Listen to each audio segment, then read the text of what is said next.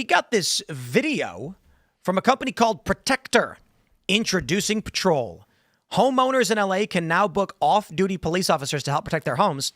Now available in Brentwood, Beverly Hills, Bel Air, Holmby Hills, and Malibu, with more areas coming soon. Roll tape. There are times you can't be home, but that doesn't mean your home has to be unprotected. Maybe the kids just got home from school and you're stuck in traffic. Or maybe you're about to travel halfway across the country, finally taking that vacation. Or it's just another quiet night and you'd rather sleep knowing someone's looking out for you. When you book a private patrol, you're getting more than just presence. You're getting protection from trained off-duty officers. You might not always be home, but with Patrol, someone is. So is this like Uber for private security? Seems like it. So, Serge, are we turning into South Africa? That's my first thought. I need to ask. It's like it looks like private security. It's the same thing that South Africa has, and like everyone, like literally people don't understand. Every household in South Africa that is like of even like middle class wealth has like private security and big fences, and on the top of those like stucco walls is like glass that's inside there or spikes or something like that. Because that's the reality of South Africa is breaking and entering happens all the time, and that's what that looks like. As soon as I see this, and you know what? When I left LA, when I left Hollywood, I was like, wow, this feels a lot like South Africa. So this was going to come eventually. It's going to come eventually. Look, I mean, for when you're not home, I think that's a good idea. But, when it comes to, if you're at home, if you can afford it, sure. But look, especially in places like California, why don't you just allow people to carry their own firearms? But you're not home. These people who are using Uber private security, this service, are the people who are not willing to own or carry guns. Yeah, they're the ones who the elite. Keep forgetting those people are there.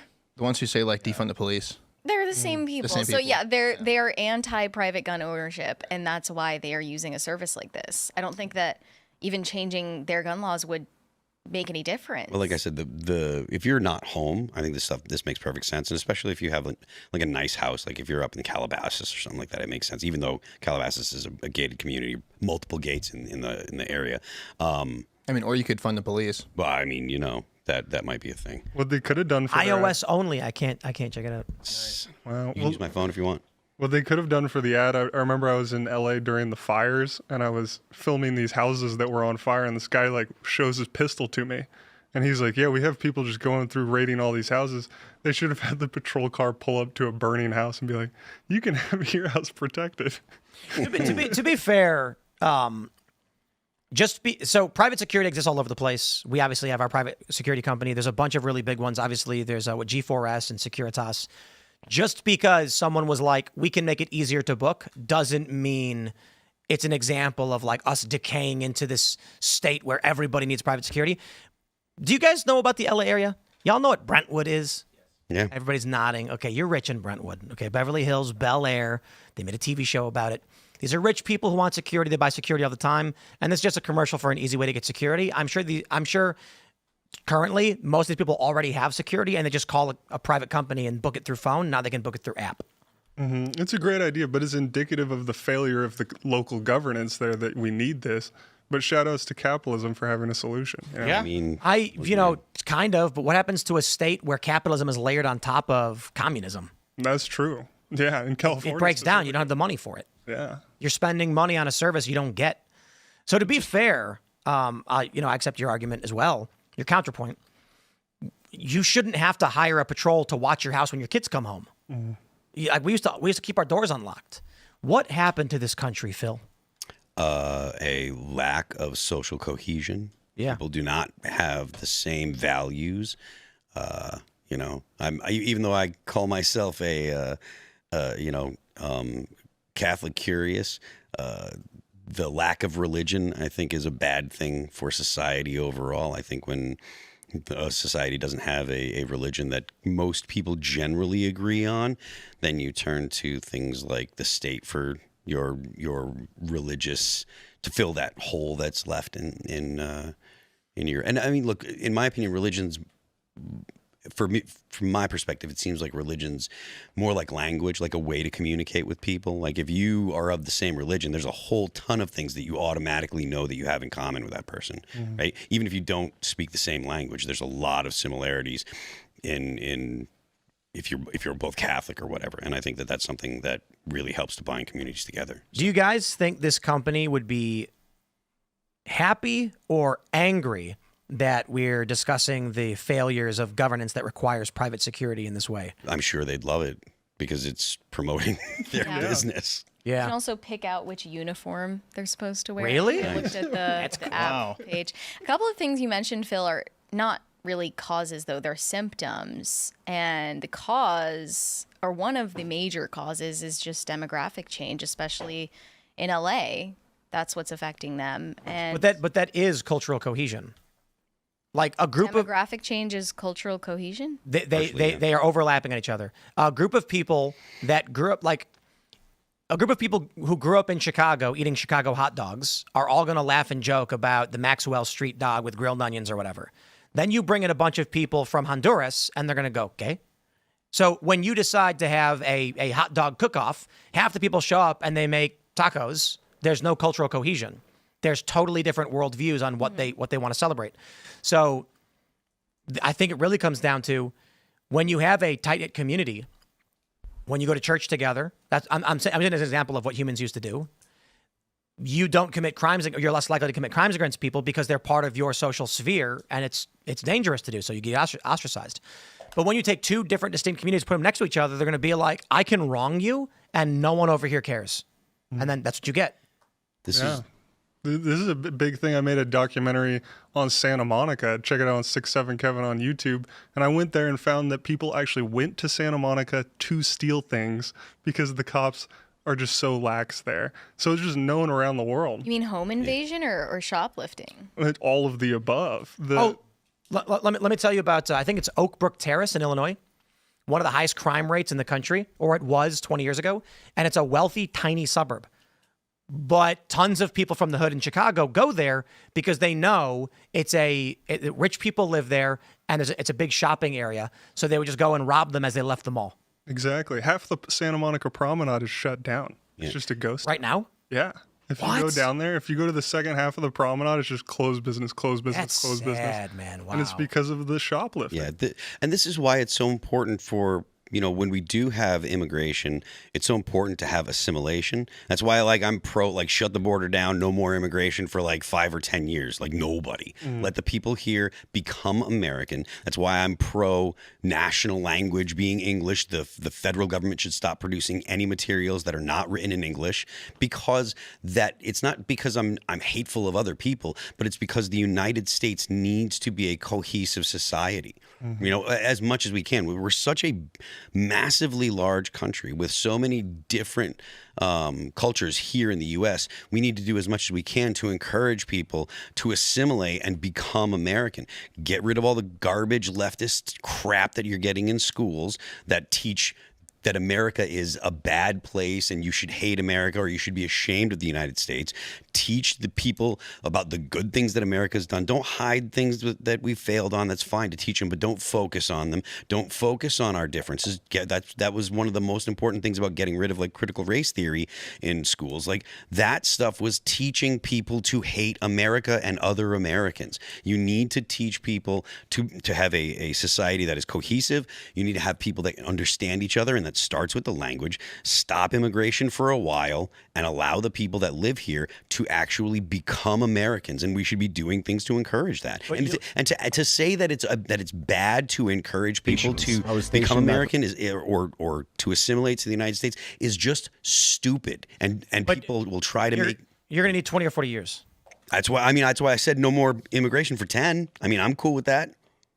I understand it's going to take a while, but I'm perfectly fine with saying, look, no more, only the O1 visas, only the people that are actually really skilled that we want to, that we're okay, this person has a unique skill. I get what you're saying, but I think that's not going to reverse the trend of young people having no families.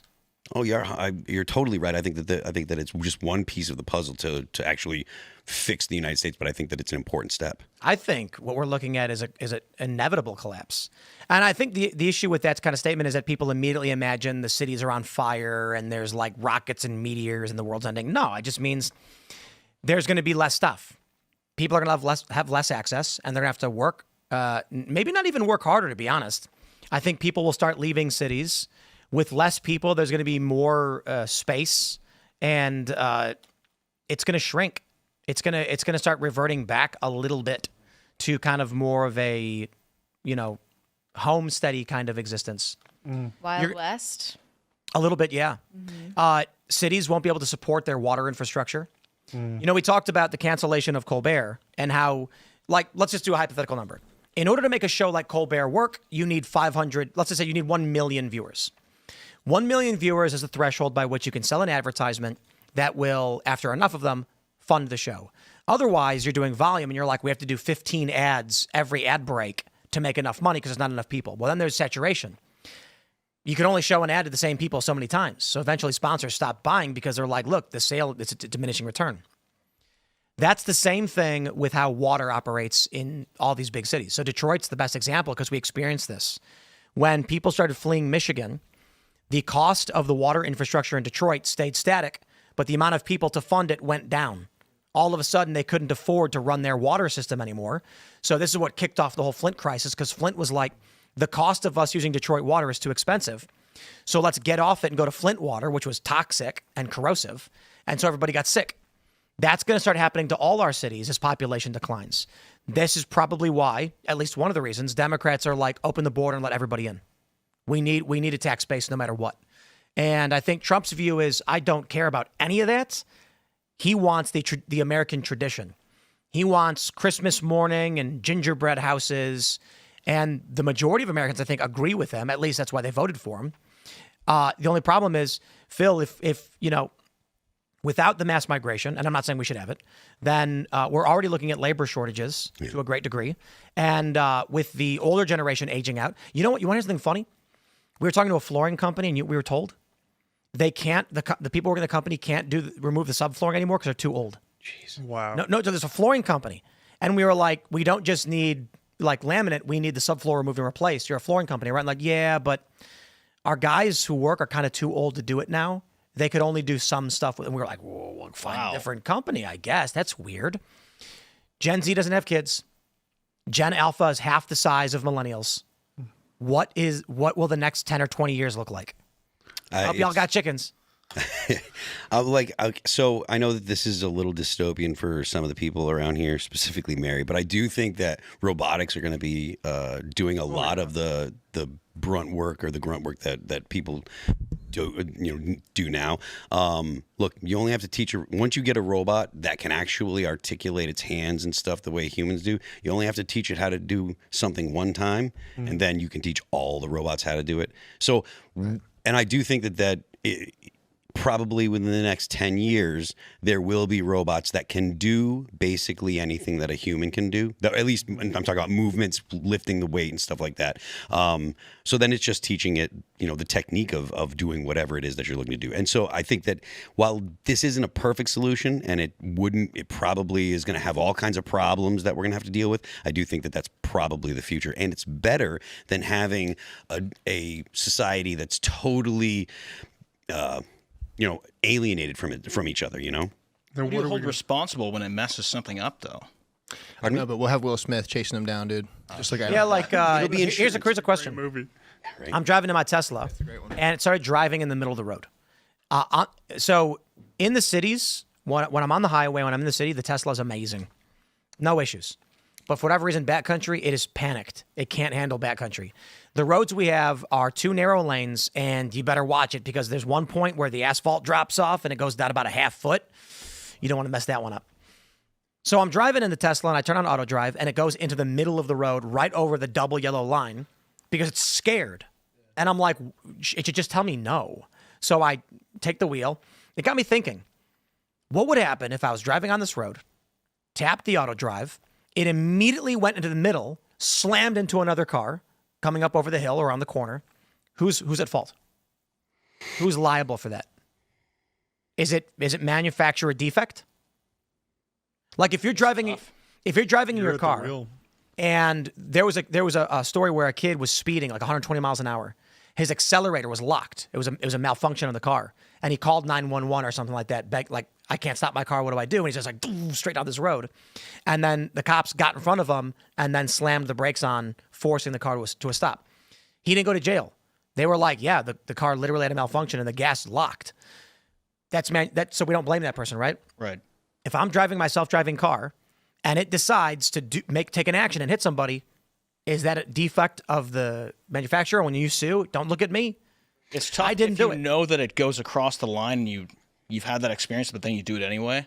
But we're not arguing that. Right. Obviously, they'd say, so you knew it was defective? Like, obviously, if you Yeah. know your accelerator's broken and you hit somebody, they're going to blame you. Yeah. I'm saying, I didn't know it was going to do that. So we had another instance a few years ago where I was driving on, it was an 8-lane highway out here. I think it's 6. To turn left, you pull into the median and you sit there. It's a waiting area.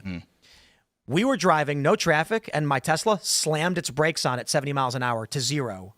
And we got flung forward because a car was waiting to turn left in the median, and Tesla didn't understand what that was. What if someone rear-ended us? You know, like, whose fault is this? Who do you sue? When the robot doctor doing surgery screws up and nicks an artery, Right. who's in trouble? Well, I mean that You're also talking about a post-labor society, and it's not just an imperfect solution. It's proposed as a solution, and then it's just going to cause people basically to commit suicide. Yeah. Not necessarily literally commit suicide, although that will happen in larger numbers, but living for nothing and having no work to do, having no purpose Right. is a bigger problem than a population crash. well, Medical assistance in dying. I don't know that it's a bigger problem than a population crash, because I think that they both have have their own unique context, I guess. But by that point, they're not going to have adversity, and therefore they're not going to build families. Yeah, 100%. Without the adversity Well, I don't know that that will come with a population crash, there's not going to be a correction. See, I don't know the I don't. Sorry, just real quick, because people are posting doomer in chat, and I'm like, change does not mean apocalypse, and doomer is exaggerating the point that I'm making. The fact that people will be living in larger properties with less people, or there's going to be empty skyscrapers, does not mean the end is nigh and life is over. It means people are going to be like, oh wow, there's less people now. You know what the word proletariat comes from? I think that it's the proletariat. I want to say that it meant useless eater, because No. it was like the pointless. Just a worker, I think. Well, that's what it is. I'm talking about the derivative. The It means derivative. the lowest class of Rome. Oh, it's right here. Yeah. What's the root word? It's proletarius. Yep, it means it's the lowest class of citizen in Rome. Proles. Proles. I don't remember where I heard it, but essentially the idea was that most people are don't have a whole lot. It means going your on. only contribution to society is your children. Yeah. When I start calling people pros. So I got to be honest. Proles. What- It was in. here's a point for you, Phil. If the lowest class of citizen in Rome was the person who only contributed a child, what do you call these people who don't work and have no kids? I mean, No, proles had kids. yeah. I don't know that there's a name for it. Zerols. Jeez. But I mean, the point that I'm getting at is there's a lot of people that don't really have a lot of point in their life aside from families, right? Like Yeah. if you work in a cubicle and you're crunching numbers all day long, that job is not why you live. You live because of your family and stuff. I'm teaching, preparing the lessons for my daughter to craft leathers and wield a machete, and perhaps also to graft a shotgun to your arm after losing it in a battle in the Mad Max dystopia that is coming. These are going to be vital skills. In the Welding. Yes, Welding. Actually. That's not like as much as we're making jokes about it. I saw Seriously. Mike Rowe talking about this today, and they were saying, learn to code. Was it 5 years ago? Learn to code was a big thing, 5, 6, 7 years ago, or whatever it was. Nowadays, because of AI, you don't need to learn to code. What you really should be learning is how to be a plumber, how to prompt. learn how to prompt, Let's how to jump- be an electrician. Thanks for checking out this clip from Timcast IRL. Make sure to watch the show live Monday through Friday at 8 p.m. Subscribe to this channel, and we will see you all there.